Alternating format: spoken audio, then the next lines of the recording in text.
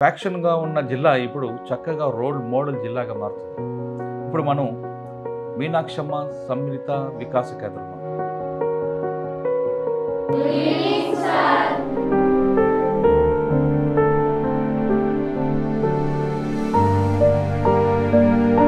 ఇక్కడ కంటికి కనిపించిన వాళ్ళు ఉంటారు, తల్లిదండ్రులు లేని వాళ్ళు ఉంటారు.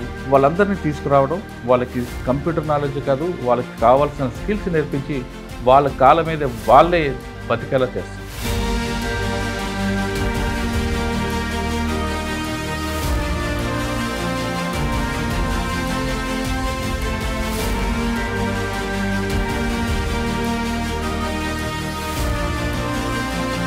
వాళ్ళ పాటలు వింటే మనకి సిరివెల్ల సీతారామ శాస్త్రిలో ఆ సిరివెల్లలో పాట కూడా గుర్తొస్తాయి, ఆ పాటల్లో అర్థం కూడా గుర్తుకొస్తుంది, కంట కన్నీరు కారుస్తుంది. అమ్మగా కోరుకుంటున్నా, కోరికే పాడుకుంటున్నా, కలతలెరగని లోకంలో కాలమాగిపోయి, వన్నె తగ్గని చంద్రునిలా నువ్వు ఎదుగుతుంటే.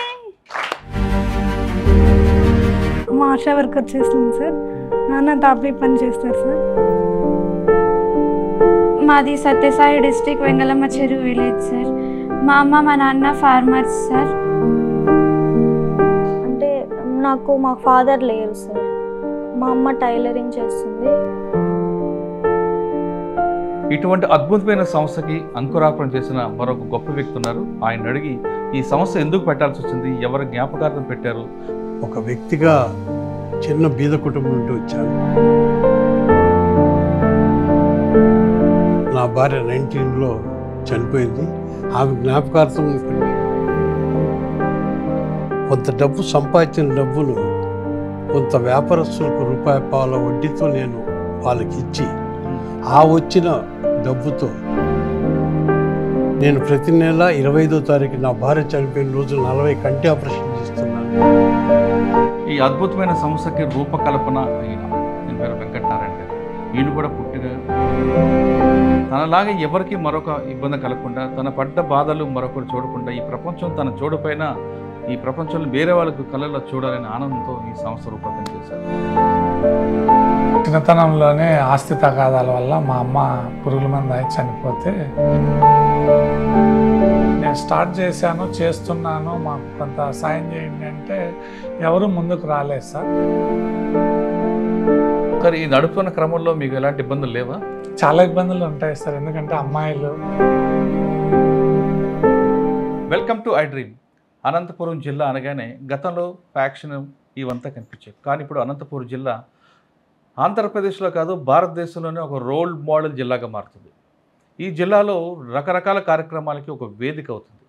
మనం కొన్ని కార్యక్రమాలు చూస్తే ఎక్కడైనా గల్ఫ్ విక్టిమ్స్ ఉంటే వాళ్ళు తీసుకొచ్చి వాళ్ళకి ఒక ఉపాధి కల్పించే కొన్ని సంస్థలు ఉంటే, రాష్ట్రం మొత్తం మీద ఉన్న ఎవరైనా అందులుంటే వాళ్ళకి ఇక్కడ ఉపాధి కల్పించి వాళ్ళకి చదువు స్కిల్స్ నేర్పించే కేంద్రం మనకు చూపిస్తారు.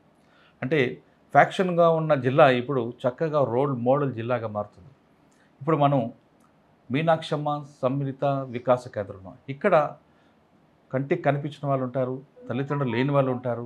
వాళ్ళందరినీ తీసుకురావడం, వాళ్ళకి కంప్యూటర్ నాలెడ్జ్ కాదు, వాళ్ళకి కావాల్సిన స్కిల్స్ నేర్పించి వాళ్ళ కాళ్ళ మీద వాళ్ళే బతికేలా చేస్తుంది.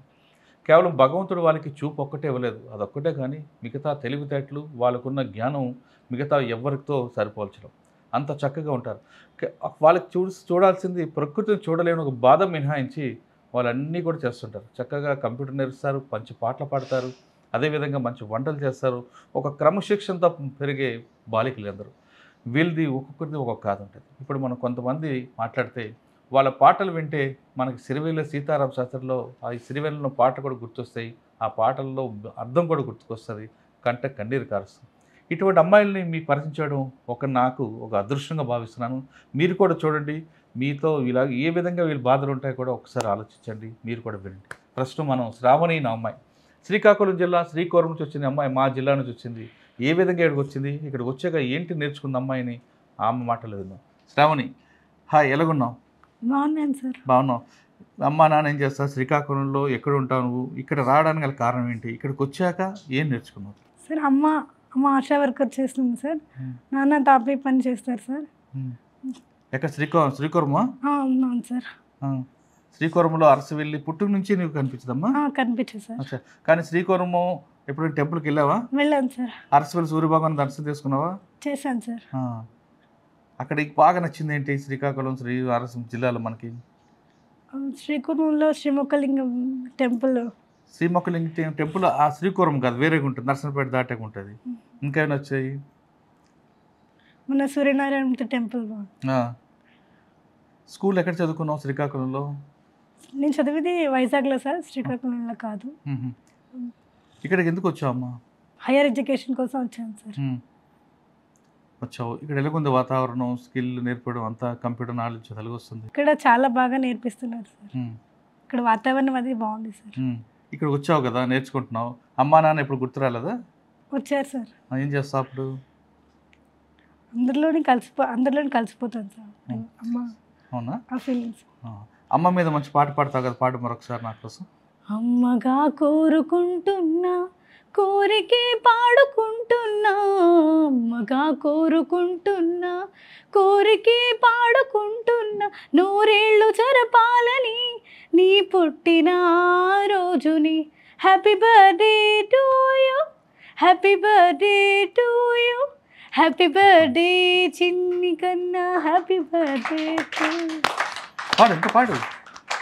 కలతలెరగని లోకంలో కాలమాగిపోయి, వన్నె తగ్గని చంద్రునిలా నువ్వు ఎదుగుతుంటే, నువ్వే కదా ఈ అమ్మకి ఓ పెద్ద కానుక, నేడు ఏమివ్వగలనంటూ నేను ఆశించడం తప్ప, నూరేళ్ళు జరపాలని నీ పుట్టిన రోజుని.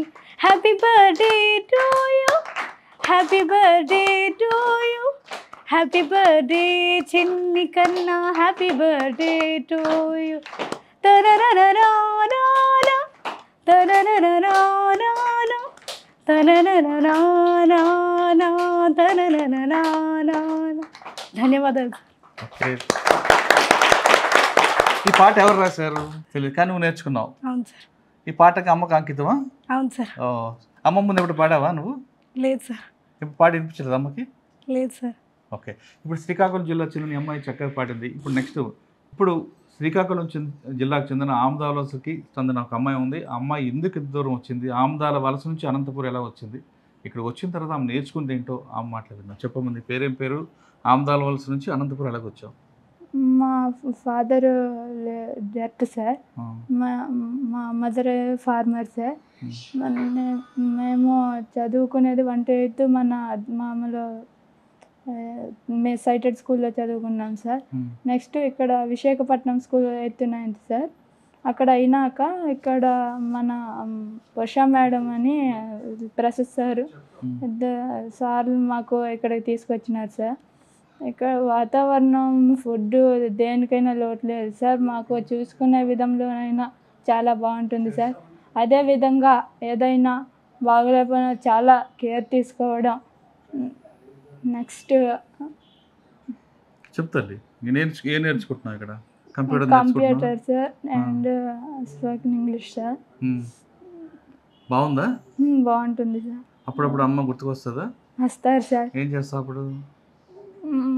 మన మేడమే అమ్మగా గుర్తు చేసుకుంటాం సార్. అబ్బో, అంటే అమ్మ జన్మనిచ్చిన మర్చిపోతాను? మర్చిపోం సార్, కాకపోతే మరి ప్రజెంట్ ఇప్పుడు ఏం చేస్తాం సార్. అప్పుడప్పుడు ఎలా అనిపిస్తుంది ఆమదాల సార్? అనిపిస్తుంది సార్. వెళ్తున్నావా ఈ మధ్య సార్ మేము వచ్చేది ఇంకా. మళ్ళీ వస్తూ వెళ్తావు సెలవులకి? Yes sir. అలాగే కాలేజీకి వెళ్ళే వచ్చే టైం అప్పుడు కరెక్ట్గా ఉంటారు సార్, మాకు ఆపదలు ఆదుకుంటారు సార్ ఏదైనా సరే. Thank you sir. ఇప్పుడు మరొక అమ్మాయి పరిచయం చేస్తా. ఈ అమ్మాయి పుట్టపర్తి సత్యసాయి జిల్లా చెందిన అమ్మాయి. ఈ అమ్మాయి ఎలాంటి ఏ పరిస్థితికి వచ్చింది, ఇక్కడ ఏం నేర్చుకుంది విషయాలు తెలుసుకుని చెప్తాను. నీ పేరు, అమ్మా నాన్న, ఎందుకు ఇక్కడికి వచ్చిన తర్వాత ఏం నేర్చుకున్నావు? అందరికీ నమస్కారం సార్. నా పేరు నాగేశ్వరి. మాది సత్యసాయి డిస్ట్రిక్ట్ వెంగళమ్మ చెరువు విలేజ్ సార్. మా అమ్మ మా నాన్న ఫార్మర్స్ సార్. నేను పుట్టుకతోనే బ్లైండ్ సార్. నేను 1 to 10 దాకా ఆర్డిటీలో చదువుకున్నాను సార్. ఇప్పుడు హైయర్ ఎడ్యుకేషన్ కోసం మీనాక్షమ్మ సమ్మిళిత వికాస కేంద్రానికి వచ్చినాను సార్. ఇక్కడ నేను నా ఇంటర్మీడియట్ కంప్లీట్ చేసుకున్నాను సార్. కంప్యూటర్, స్పోకెన్ ఇంగ్లీష్ నేర్చుకుంటున్నాను సార్. ఇంగ్లీష్ మాట్లాడతా బాగా? ఇంకా ఈ మధ్యనే సరే, నేర్చుకుంటున్నాను. నేర్చుకున్న తర్వాత పెద్దగా ఏం అవుదాం అనుకుంటున్నావు నువ్వు? టీచర్ అవుదాం అనుకుంటున్నాను. ఎందుకు?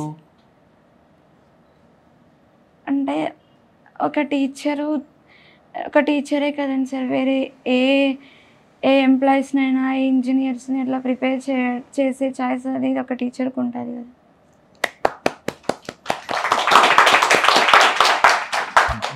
చెప్పమ్మా, నీ పేరేం పేరు, ఎక్కడి నుంచి వచ్చావు, ఇక్కడికి వచ్చిన తర్వాత నువ్వేం అవ్వాలనుకుంటున్నావు? నా పేరు మదిహా సార్. మా ఊరు కదిరి సార్. నేను కదిరి నుంచి వచ్చాను. నేను ఇక్కడ ఇంటర్ ఫస్ట్ ఇయర్ అయిపోయింది సార్. ఇప్పుడు ఇంటర్ సెకండ్ ఇయర్ చదువుకుంటున్నాను సార్. ఏమవుదాం అనుకుంటున్నావు నువ్వు? Teacher sir. ఎందుకు నువ్వు టీచరే? అందరు టీచర్లేనా? నా పేరు భార్గవి సార్. నేను ఏడావులపర్తి విలేజ్ నుంచి వచ్చాను సార్. Village Edavulaparthi sir. ఎక్కడది? బుక్కరాయ సముద్రం మండల్, అనంతపూర్ డిస్ట్రిక్ట్. ఇక్కడికి ఎందుకు వచ్చావు మరి? హైయర్ ఎడ్యుకేషన్ కోసం. అవునా, ఎలాగుంది ఇక్కడ వాతావరణం? ఏం కావాలనుకుంటున్నాను? గవర్నమెంట్ ఎంప్లాయ్ అవ్వాలనేది నా డ్రీమ్ సార్. ఎందుకు గవర్నమెంట్ ఎంప్లాయ్ సార్? ఎందుకంటే సార్ మా క్యాస్ట్లో గవర్నమెంట్ జాబ్స్ వచ్చేసి చాలా తక్కువ సార్. ఏ క్యాస్ట్? మాది ఓసీ సార్. అందుకనే నేను గవర్నమెంట్ జాబ్ ఎలాగన్నా కానీ సంపాదించాలని అనుకుంటున్నాను సార్. ఏం నేర్చుకుంటున్నావు ఇక్కడ? ఇక్కడ సార్ కంప్యూటర్స్, ఇట్లా స్పోకెన్ ఇంగ్లీష్ క్లాసెస్ నేర్చుకుంటున్నావు. బాగుంది ఇక్కడ వాతావరణం? చాలా బాగుంది సార్. సెక్యూరిటీ ఎలాగుంటుంది సార్? సెక్యూరిటీ బయటకు చాలా వెళ్తున్నప్పుడు బాగుంది సార్. బయట ఇబ్బంది పెట్టడం ఎవరు ఉండవు కదా చాలా ఇక్కడ? బాగుంది. No sir. అలాంటివి ఏం లేవా? లేదు సార్. భోజనం అది బాగుంటుందా? చాలా బాగుంటుంది సార్. నీ పేరు, ఇక్కడికి ఎందుకు వచ్చా, ఇక్కడికి వచ్చిన తర్వాత వాతావరణం ఎలాగుంది, బయట స్కూల్స్కి ఇక్కడికి డిఫరెన్స్ ఏంటి? నా పేరు అక్షిత సాయి సార్. నేను అనంతపూర్ డిస్టిక్, కంబదూరు మండల్, కోటగుడ్డం నుంచి వచ్చాను సార్. నేను ఇక్కడ సెకండ్ ఇయర్ ఇంటర్మీడియట్ అయిపోయింది సార్. అంటే నాకు మా ఫాదర్ లేరు సార్. మా అమ్మ టైలరింగ్ చేస్తుంది, అందుకని ఆ కేటగిరీ ద్వారా ఇక్కడికి వచ్చాను సార్. ఇక్కడ మాకు సెక్యూరిటీ కానీ ఫుడ్ కానీ చాలా బాగుంటుంది సార్. మిగతా బయట హాస్టల్స్ కన్నా ఇక్కడ చాలా బాగుంటుంది సార్. సెక్యూరిటీ అయితే ఎనీ టైం సీసీ కెమెరా ద్వారా మమ్మల్ని మానిటర్ చేస్తూ ఉంటారు సార్. ఇక్కడ లేపుతారు. బ్రేక్ఫాస్ట్ ఏమి ఇస్తారు, లంచ్ ఏమి ఇస్తారు, కాలేజ్కి ఇప్పుడు పంపిస్తారు? మార్నింగ్ 4:30కి లేస్తాం సార్. 5:45 కల్లా అందరం రెడీ అయ్యి 5:45కి స్టడీ అవర్స్కి కూర్చుంటాం సార్. 7కి బ్రేక్ఫాస్ట్ ఉంటుంది సార్. బ్రేక్ఫాస్ట్ తర్వాత మా క్యారేజ్ మేమే ప్రిపేర్ చేసుకుని 8కి ఇక్కడ నుంచి బయలుదేరుతాం సార్. 8:15 కల్లా కాలేజ్ దగ్గర ఉంటాం sir. 8 to 6 college timing sir. అయిపోయిన వెంటనే సార్ వాళ్ళు ఉంటారు సార్. మేడం వచ్చి 6కి మమ్మల్ని పికప్ చేసుకుని ఇక్కడ వదులుతారు సార్. మళ్ళీ 6:30 to 7:30 వరకు మాకు బ్రేక్ ఉంటుంది సార్, టీ బ్రేక్. అంటే ఆ మధ్యలోనే మా బ్రేక్ అంతా అయిపోయిన తర్వాత 7:30కి స్టడీ అవర్కి కూర్చుంటాం సార్. 10 వరకు స్టడీ అవర్ ఉంటుంది సార్. చాలా స్ట్రిక్ట్గా జరుగుతాయి సార్ స్టడీ అవర్స్. బాగా చదువుకుంటాం సార్. మీకు వీకెండ్లు ఉంటాయి కదా, అప్పుడు ఏం చేస్తారు? ఎంటర్టైన్మెంట్ సినిమాలు పెడతారా, బయటికి తీసుకెళ్తారా? వీకెండ్ ఇక్కడే ఉంటుంది సార్. ఇక్కడే మేము ఎంజాయ్ చేస్తూ ఉంటాం సార్. ఏదైనా గేమ్స్ ఆడుతూ ఉంటాం సార్ ఈవినింగ్ టైమ్స్ అట్లా. ఆఫ్టర్నూన్ అయితే ఏదైనా న్యూ మూవీ ఏదొస్తే అది చూస్తాం సార్ ఇక్కడ. I got 980 out of 1000 sir. Super. మాట్లాడలే కదా. ఇటువంటి అద్భుతమైన సంస్థకి అంకురార్పణ చేసిన మరొక గొప్ప వ్యక్తి ఉన్నారు. ఆయన అడిగి ఈ సంస్థ ఎందుకు పెట్టాల్సి వచ్చింది, ఎవరి జ్ఞాపకార్థం పెట్టారు, పెట్టిన తర్వాత ఎన్ని ఒడిదొడుకులు వస్తున్నాయి, అవన్నీ ఎదుర్కొంటూ ఈ సంస్థను ఏ విధంగా ముందుకు తీసుకెళ్తున్నారు, ఆ విషయాన్ని ఆయన తెలుసుకున్నాం. సార్ నమస్తే అండి. పేరు ఇటు మంచి ఆలోచన అండి. సాధారణంగా అందరూ డబ్బులు సంపాదిస్తుంటారు, ఖర్చు పెడతారు. కానీ ఒక వ్యక్తి జ్ఞాపకార్థం లేదా ఒక వ్యక్తి మనసుకు తృప్తినిచ్చి ఈ సంఘటన పర్టికులర్గా చెప్పాలంటే ఇటువంటి అందుల్ని, ఇటువంటి అనాథల అమ్మాయిని చేరదీయడం అనేది గొప్ప విషయం. పర్టికులర్గా అమ్మాయిలను అందరు పంపాలంటే భయపడే ఈ రోజుల్లో తల్లిదండ్రులు డేరింగ్గా మీ దగ్గర పంపిస్తున్నారంటే వాళ్ళకి ఆ నమ్మకం ఉంది. ఆ నమ్మకాన్ని మీరు క్రియేట్ చేయడం, వీళ్ళని కాపాడడం, అన్నిటికన్నా వీళ్ళకి ఒక మంచి బంగారు భవిష్యత్తు ఇవ్వడానికి మీరు చేస్తున్న ఈ పాత ఉందే, ఆ ఆలోచన రావడం అనేది మీకు ముందుగా నేను చెప్తాను. కానీ ఈ ఆలోచన వచ్చిన తర్వాత, మీకు పెట్టిన తర్వాత ఎలాంటి సమస్యలు వచ్చాయి, దీన్ని ఎలా ముందుకు తీసుకెళ్తున్నారు? ఫండింగ్ విషయంలో కానీ కష్టాలు? సార్ నేను ఒక వ్యక్తిగా చిన్న బీద కుటుంబం నుండి వచ్చాను. నాకు ఇప్పుడు 76 సంవత్సరాలు. 1986లో ఒక 2000 రూపాయలు తీసుకొని ఇంట్లో నుండి బయటకు వచ్చినప్పుడు నేను, నా భార్య, నా కొడుకు ఇంటర్ మన ఎల్కేజీలో ఉండేవాడు. అబ్బాయి ఇప్పుడు మైక్రోసాఫ్ట్లో జనరల్ మేనేజర్గా ఉన్నాడు. నాకు ఒకే కుమారుడు. అయితే నా భార్య 19లో చనిపోయింది. ఆమె జ్ఞాపకార్థం కొన్ని దేవాలయాల్లో దండిక పనులు చేశాను. దేవాలయాలకు లక్షలు ఖర్చు పెట్టాను.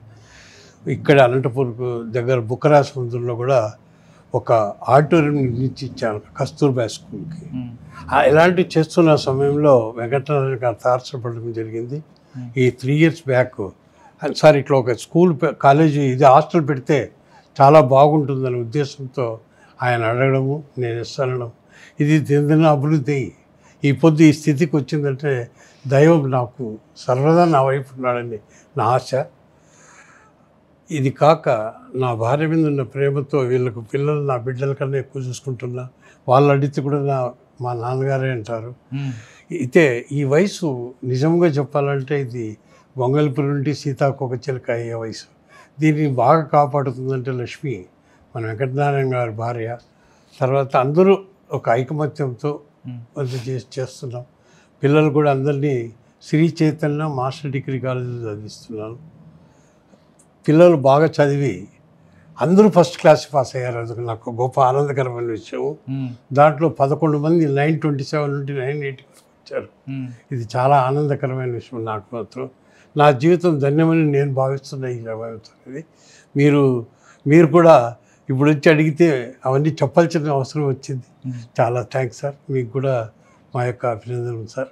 సార్ నాకు అభినందనలు పక్కన పెడతాం. సాధారణ డబ్బులు సంపాదించాక మనిషిలో ఒక స్వార్థం పెరుగుతుంటుంది. ₹1 2 చేయాలి, 2 3 చేయాలి. కానీ మీరు దీనివల్ల మీకు ఎలాంటి ప్రయోజనం ఉండదు. లేదు సార్. అయినా మీకు సంపాదన లేదు సార్. నేను నిజంగా అంటే కొంత డబ్బు సంపాదించిన డబ్బును కొంత వ్యాపారస్తులకు ₹1 వడ్డీతో నేను వాళ్ళకి ఇచ్చి ఆ వచ్చిన డబ్బుతో ప్రతి నెల 5 లక్షల రూపాయలు వెచ్చిస్తున్నాను సార్. నేను ప్రతి నెల 25వ తారీఖు నా భార్య చనిపోయిన రోజు 40 కంటి ఆపరేషన్ చేస్తున్నాను. సూపర్. తర్వాత ఇప్పటికీ అవి 2792 ఆపరేషన్లు నిన్న 25వ తారీఖు అయినాయి. ఈ పిల్లలకు అన్నీ భరిస్తూ అదొక 2 lakhs వస్తూ ఉంది. బట్ నేను 76 సంవత్సరాలు ఎన్నాళ్ళు ఉంటానో తెలియదు. ఈ ఉన్న కాలంతో మంచిగా బతుకుదామని ఒక సదుద్దేశంతో జీవితం గడుపుతున్నాను సార్. వీళ్ళందరూ డాడీ అని పిలిస్తే మీకు ఏమనిపిస్తుంటుంది? చాలా ఆనందం వస్తుంది సార్. నాకు ఆడబిడ్డలు లేరు, పిల్లలు నా బిడ్డలు. ఇది చాలా ఆనందకరమైన విషయం సార్. నేను అంటే నాకు సంతోషం ఎట్లుంటుందంటే నేను కారు దిగి వస్తానే అందరూ చుట్టేసుకుంటాను నన్ను. నాకు నా బిడ్డలు కూడా అంత ఉంటే అంత ఆనందం కనబరుస్తారో లేదో తెలియదు, కానీ వీళ్ళు నా బిడ్డల కన్నా ఎక్కువ సార్ నిజంగా చెప్పాలంటే. Sir thanks. సాధారణంగా భార్య చనిపోతే రెండో వివాహానికి సిద్ధపడుతున్న ఈ కాలంలో ఈయన మాత్రం భార్య చనిపోయిన ఆమె జ్ఞాపకార్థం ఒక మంచి అద్భుతమైన సంస్థను ఏర్పాటు చేశారు. ఒకే కొడుకు, ఆ కొడుకు మాత్రం నాన్న అని పిలుస్తారు. కానీ ఇక్కడ ఆయనకి వందలాది మంది డాడీ అని పిలుస్తారు, నాన్న అని పిలుస్తారు. ముఖ్యంగా ఆడపిల్లలు లేరు అని లోటు కూడా ఇతను చూశారు. ఇతనికి తండ్రి అయినా, ఇతనికి కొడుకైనా, కూతురులైనా వీలే. ఇతను రాగానే, రవికాంత్ గారు రాగానే అందరూ కూడా డాడీ అని పిలుస్తే అంటే అందులో ఆనందం వేరు. అంటే సమాజంకి మనం సంపాదించి సమాజం ఎంతో కొంత ఇవ్వాలి అని భావించిన రవికాంత్ గారి కోరిక నెరవేరాలి. ఇందులోని ఆనందానికి హద్దుల్లో ఉండవు. సంపాదించాము, అది బ్యాంకులో పెడతాము, ఏం కుదురుంటాము, ఎంతకాలం ఉంటాము కాదు, ఎంత పేరు సంపాదించాము అన్నది ప్రధానంగా కనిపిస్తుంది. కాబట్టి దానికి the best role model Ravikanth garu. ఇక ఈ సంస్థకి రూపకల్పన చేసిన మరొక వ్యక్తి ఉన్నారు, ఆయన మీకు పరిచయం చేస్తారు. ఈ అద్భుతమైన సంస్థకి రూపకల్పన అయిన ఆయన పేరు వెంకటనారాయణ గారు. ఈయన కూడా పుట్టుగా అందరు. ఆయన తనలాగా ఎవరికి మరొక ఇబ్బంది కలగకుండా, తన పడ్డ బాధలు మరొకరు చూడకుండా, ఈ ప్రపంచం తన చూడపైన ఈ ప్రపంచంలో వేరే వాళ్ళకు కళ్ళల్లో చూడాలనే ఆనందంతో ఈ సంస్థ రూపకల్పన చేశారు. ఈ రూపకల్పన చేసిన వ్యక్తి ఆయనతో మాట్లాడి ఆయన ఉద్దేశం తెలుసుకున్నాం. సార్ నమస్తే అండి. నమస్కారం సార్. మీరు ఎలా పెరిగారు, ఆ కష్టాలు, ప్రపంచం మీరు చూడకపోవచ్చు కానీ మిగతా అంతా మీకు తెలుస్తుంటాయి. ఈ సంస్థ రూపకల్పన చేయాలనే విషయం మీకు ఎందుకు వచ్చిందండి? సాధారణంగా నేను పడ్డాను నాకు ఎందుకు లేని భావిస్తుంటారు కొంతమంది. సార్ నేను కోమటికుంట్ల గ్రామం సార్, పుట్లూరు మండలం, అనంతపురం జిల్లా నాది. మా నాన్నగారు కూడా అందులు సార్. అయ్యో. మా ఇంట్లో మా అన్నగారు కూడా అందరూ సార్ పార్షియల్లీ బ్లైండ్. మా అక్క ఒకతే నార్మల్, మా అమ్మ నార్మల్ సార్. మాకు చిన్నతనంలోనే ఆస్తి తగాదాల వల్ల మా అమ్మ పురుగుల మందు అయి చనిపోతే ఇంటర్మీడియట్ వయసు సార్ నాదే. అప్పుడు మా నాన్నగారు చదివించడానికి చాలా ఇబ్బందులు పడ్డాడు. మా అమ్మ ఉన్నంతకాలం మాకు స్వర్ణయుగం అయితే, మా అమ్మ లేని తర్వాత చాలా ఇబ్బందులు పడ్డాం సార్. ఆఖరికి ఉండిలో దాచిన డబ్బులు పగలగొట్టి కూడా ఫీజులు కట్టాడు మా నాన్న. అంత ఇబ్బందులు పడ్డాము. తర్వాత డిగ్రీలోనే మా చదువులు ఆపాల్సి వచ్చిన సమయంలో ఇక్కడ అనంతపూర్లో రూరల్ డెవలప్మెంట్ ట్రస్ట్ అనే ఒక ఎన్జిఓ ఉంది సార్. అక్కడ చేరి ఈ అందుల పిల్లలకి టీచర్గా జాయిన్ అయ్యాము డిగ్రీ సెకండ్ ఇయర్లోనే.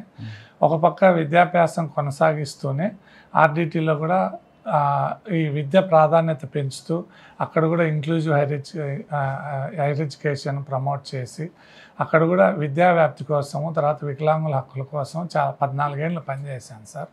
తర్వాత 2012 డిఎస్సిలో హెచ్జిటీగా పోస్ట్ సంపాదించుకున్న తర్వాత ఒక 3 ఏళ్ళు ఖాళీగా ఉన్నాను సార్. ఖాళీగా ఉన్న తర్వాత నాకు ఇంతవరకు సార్ మీరు గమనించండి, ఆంధ్రప్రదేశ్లో సర్వశిక్ష అభియాన్ అని గవర్నమెంట్ వ్యవస్థ ఉంది. వాళ్ళు 1వ తరగతి నుండి 10వ తరగతి వరకు ఉన్న వికలాంగుల పిల్లలను విద్యాపరంగా అన్ని రకాలుగా ప్రోత్సహిస్తారు. మరి మా జిల్లాలో ఆర్డిటీ లాంటి సంస్థ ఉంది. మొత్తం రాష్ట్ర వ్యాప్తంగా ఎన్టీ రామారావు గారు 83లో ముఖ్యమంత్రిగా అయిన తర్వాత అందుల కోసం ఒక 4 పాఠశాలను ఏర్పాటు చేశారు సార్. అవి కూడా కేవలం 10వ తరగతి వరకు మాత్రమే ఉన్నాయి సార్. ఇంటర్మీడియట్, డిగ్రీ లేదా టెక్నికల్ ఎడ్యుకేషన్ చదవాలనుకుంటే కనుక ఇప్పటికి కూడా ఆంధ్రప్రదేశ్లో వికలాంగులకు సరైన ఇట్లాంటి ఇన్స్టిట్యూషన్ లేదు సార్. మైసూరు కానీ, హైదరాబాద్లో చిన్నజీఆర్ స్వామి వారు నడుపుతున్న నేత్ర విద్యాలయం కానీ వెళ్ళాలి సార్. అక్కడ కూడా ఏంటంటే ఓన్లీ అందులోనే ఉంటాం సార్. అంటే మేము పుట్టినప్పటి నుండి 1వ తరగతి నుండి 10వ తరగతి వరకు అందులోనే ఉంటాం, 4 గోడల మధ్యలో.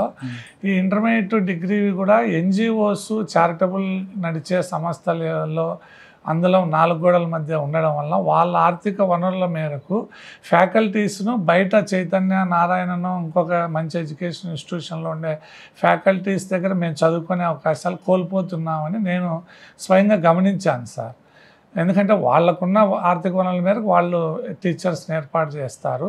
వీటన్నిటికీ సొల్యూషన్ ఏమంటే మనం ఒక మంచి వసతిని, భోజనమును, ట్రాన్స్పోర్టేషను, తర్వాత వాళ్ళకి ఫీజులు, పుస్తకాలు అన్నీ భరించగలిగితే మనం బ్లైండ్స్ ఎందుకు కార్పొరేట్ కాలేజీలలో చదువుకోకూడదు, సకలాంగులతో సమానంగా కూర్చొని వాళ్ళ మధ్యలో ఎందుకు విద్యను అభ్యసించకూడదు అనే ఆలోచన వచ్చి చాలామందితో నేను ఇది చర్చించాను సార్. ఇట్లా నేను స్టార్ట్ చేస్తున్నాను, మాకు కొంత సాయం చేయండి అంటే ఎవరు ముందుకు రాలేదు సార్. అలాంటి టైంలో మాకు అనంతపూర్లో రవికాంత్ రమణ గారు, అనంతపూర్లో ఉన్న అందులందరికీ సుపరిచితులు సార్. ఆయన సహాయం పొందనోళ్ళు ఎవరూ లేరు. చాలా దేవాలయాలు కట్టిస్తున్నాడు, చాలామంది కంటి ఆపరేషన్లు చేపిస్తున్నాడు అని విని ఆయన దగ్గరికి పోయి నేను సార్ ఇట్లా చేస్తున్నాను, మీరు తోడ్పాటునిస్తే దీన్ని మరింత ముందుకు తీసుకుపోవచ్చు. మనం మంచి, ఎందుకంటే విద్య వికలాంగత్వాన్ని, కులాలను, ధనిక పేదరికం అన్నీ మార్చేది విద్య అని గట్టిగా నమ్మినాను సార్. అందుకు ఒక విద్యను అందించగలిగితే, మంచి నాణ్యమైన విద్యను, వాళ్ళ కాళ్ళ మీద వాళ్ళు నిలబడుకోవడంతో పాటు వాళ్ళ కుటుంబాలను కూడా వాళ్ళు పోషించే స్థాయికి రావాలని మనం ఇది ఇంక్లూజివ్ హైర్ ఎడ్యుకేషన్ ప్రోగ్రామ్ అని స్టార్ట్ చేశాం సార్. ఈ పిల్లలందరూ 3 కేటగిరీలు ఉంటారు సార్. డిజేబుల్డ్ ఎవరైనా చేరచ్చు సార్, 10వ తరగతి అయిపోయిన వాళ్ళు. తర్వాత నాన్ డిజేబుల్డ్ అమ్మాయిలు ఉన్నారు సార్, వాళ్ళల్లో ఆర్ఫను, సెమీ ఆర్ఫన్ పిల్లలు ఉన్నారు సార్. ఒక అమ్మాయి ఇప్పుడు భార్గవిని మీరు ఇందాక ఇంటర్వ్యూ చేశారు కదా సార్, ఆ అమ్మాయికి 10th లో 561 మార్కులు వచ్చాయి సార్. ఆ అమ్మాయి ఆగస్టు నెల వరకు కూడా ఇక్కడ దగ్గరలో ఊరగాయ ఫ్యాక్టరీలో వాళ్ళ అమ్మ కూలికి వెళ్తూ ఉంటే అమ్మాయి వెళ్ళింది సార్. ఆ అమ్మాయి రెడ్డి సామాజిక వర్గానికి చెందింది కాబట్టి అమ్మాయి ప్రభుత్వంలో ఉన్న గురుకులాల్లోనూ, తర్వాత అట్లా రెసిడెన్షియల్ పాఠశాలల్లో, కాలేజీలలో అప్లై చేసుకున్నా కూడా సీట్ రాలేదు సార్. ఆ నెపంతో అమ్మాయి డ్రాప్ అయింది. తండ్రి లేడు, చాలా బీద కుటుంబం, అమ్మ పనికి పోతేనే జరగల్లా. అలాంటి పిల్లలను కూడా మనం తీసుకొని చదివిస్తే బాగుంటుందని ఆగస్టులో లేటుగా చేరినా కూడా అమ్మాయి ఎంపీసీలో 470కి 457 మార్కులు సాధించింది సార్. ఓకే సార్, ఈ నడుపుతున్న క్రమంలో మీకు ఎలాంటి ఇబ్బందులు లేవా? చాలా ఇబ్బందులు ఉంటాయి సార్. ఎందుకంటే అమ్మాయిలు, పైగా ఈ సమాజం ఎట్లా ఉందనేది మీకు బాగా తెలుసు. వీళ్ళను ఎప్పటికప్పుడు మేము వ్యక్తిగతంగా కౌన్సిలింగ్ చేస్తాం సార్, మానిటరింగ్ చేస్తాం. నా భార్య తోడు ఉంటుంది. మేము కనీసం డ్రైవర్ని కూడా పెట్టుకోలేదు సార్. నా భార్యకు డ్రైవింగ్ వస్తుంది, నా కొడుకు డ్రైవింగ్ వస్తుంది. వీళ్ళిద్దరు మాత్రమే వీళ్ళను కాలేజీలోకి వదలడము, పిలుచుకురావడం చేస్తాము. బంధువులు తాలూకా అట్లా వాళ్ళ మధ్యలో ఎప్పుడు రానియం సార్. ఎవరైతే మనకు చేర్చింటారో వాళ్ళు ఆదివారం మాత్రమే రావాలా, పిల్లలతో కలిసి కూర్చొని భోంచేస్తారు. ఆ రోజు నేను రమణ సార్ ఇద్దరు ఉంటాము. ఇట్లా వాళ్ళకు ఫోన్లు కూడా అందుబాటులో ఉన్నాం సార్. మేము మా ఫోన్ల నుండి మాత్రమే పేరెంట్స్కి మేమే స్వయంగా ప్రతి వారము ఫోన్ చేయిస్తాం సార్. ఓకే, మరి వీళ్ళకి అయ్యే భోజనాలకు దానికి మరి ఆర్థికంగా ఫండ్ ఎలాగ వస్తుంటుంది సార్? రవికాంత్ రమణ సార్ గారు మాకు మొత్తం భరిస్తున్నారు సార్. ఈ మధ్య కాలంలో మాకు ఈ ప్రయాణంలో కాంటినెంటల్ చైర్మన్ చెల్లా రాజేంద్ర ప్రసాద్ గారు మాకు తోడైనారు సార్. సారు మాకు నెల నెల ఈ బిల్డింగ్ రెంట్ అవి సార్ భరిస్తున్నారు. సారు మాకు ఇక్కడికి వచ్చి పర్సనల్గా విజిట్ చేశారు సార్. తమలాంటి వాళ్ళ ద్వారా తెలుసుకొని ఇంత బాగుందని చూసి పిల్లలతో మాట్లాడి గడిపి ప్రభుత్వంతో స్థలం కొనండి, డిజేబుల్డ్ ఫ్రెండ్లీ బిల్డింగ్ నేను మీకు నిర్మించి ఇస్తానని. ఆంధ్రప్రదేశ్లో ఇంక్లూజివ్ డెవలప్మెంట్ సెంటర్ లేదు సార్. దాన్ని నిర్మిస్తే అనేక మంది వికలాంగులకు బడుగు బలహీన వర్గాల పిల్లలకి మంచి ఎడ్యుకేషన్ పరంగా డెవలప్ అవుతారని అది అడిగాము. సార్ చేస్తామని చెప్పారు సార్. ఆ తర్వాత ఇక్కడ పీటీసీలో ఏఎస్పీ మల్లికార్జున వర్మ సార్ ఉన్నారు సార్. సార్ గతంలో కూడా టౌన్ డిఎస్పీగా ఉన్నప్పటి నుండి మాకు అండా ఉన్నారు సార్. మాలాంటి వికలాంగులు కానీ, ఒంటరి మహిళలు కానీ, బలహీనులు కానీ సమాజంలో బతకాల అంటే నిజంగా అలాంటి మహానుభావుడు లాంటి వాళ్ళు ఆఫీసర్స్గా ఉంటే నిజంగా రక్షక భటుకులుగా మాకు ఉంటారని చెప్తున్నాను. ఎందుకంటే ఈ సందర్భంగా మేము గతంలో ఒక ఎన్జిఓ వేరే వాళ్ళ దగ్గర పనిచేసే వాళ్ళం సార్. అక్కడ మా భార్యను ఒక అతను ఫ్యాషన్ కదా ఇది ప్రపంచము, మీరు గుడ్ మార్నింగ్ నమస్కారం 2 చేతులు ఎత్తి దండం పెట్టకూడదు, మీరు షేక్ హ్యాండ్ ఇవ్వాలని ఒక ఆఫీసర్ అడిగాడు సార్.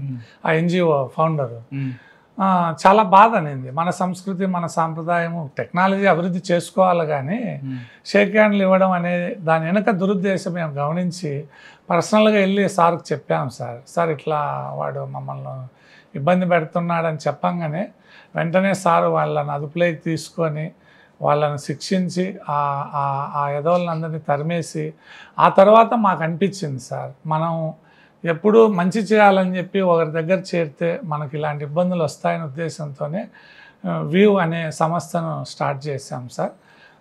మీ గోల్ ఏంటండి సార్? ప్రతి వికలాంగులు, ప్రతి అనాథ పిల్లలు, నాకు కూడా తల్లిదండ్రులు లేరు సార్.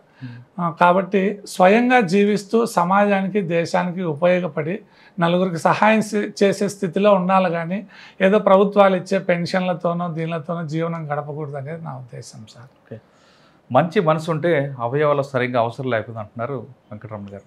ఆయన కుటుంబం మొత్తం పుట్టుకు గుడ్డు అయినా ఖచ్చితంగా మంచి మనసు ఉంది కాబట్టి తనలాగా బాధలు పడకూడదు, ఇతరులు పడకూడదని ఒక సంస్థను ఏర్పాటు చేయడం కాకుండా వాళ్ళ కాళ్ళ మీద వాళ్ళే నిలబడి వాళ్ళు ఆర్థికంగా బలోపేతం అవడానికి ఒక మంచి కార్యక్రమం చేపట్టారు. సాధారణంగా ఇటువంటి వ్యక్తులందరూ కూడా ప్రభుత్వాల మీద ఆధారపడతాయి, ప్రభుత్వం ఏదో ఇస్తుంది దాని ద్వారా మనం వెళ్దాం అనుకుంటారు. కానీ ఇక్కడ వీళ్ళు కాళ్ళ మీద నిలబడి వీళ్ళు మరికొంతమందికి ఆదాయం సమకూర్చే విధంగా తయారవడం కాకుండా వీళ్ళు ఉపాధి అవకాశాలు కల్పించే స్థాయికి ఎదిగేలా పైకి వస్తారని తెలుస్తుంది. సాధారణంగా ప్రతి ఒక్కరు కూడా ఉపాధి కోసం పక్క రాష్ట్రాలకు వెళ్తారు, పక్క జిల్లాలకు వెళ్తారు. కానీ ఈ సంస్థలో చదువుకున్న విద్యార్థులకు ఖచ్చితంగా వీళ్ళు మరో 10 మందికి ఉపాధి కల్పించే స్థాయికి ఎదుగుతారని ఆశిద్దాం.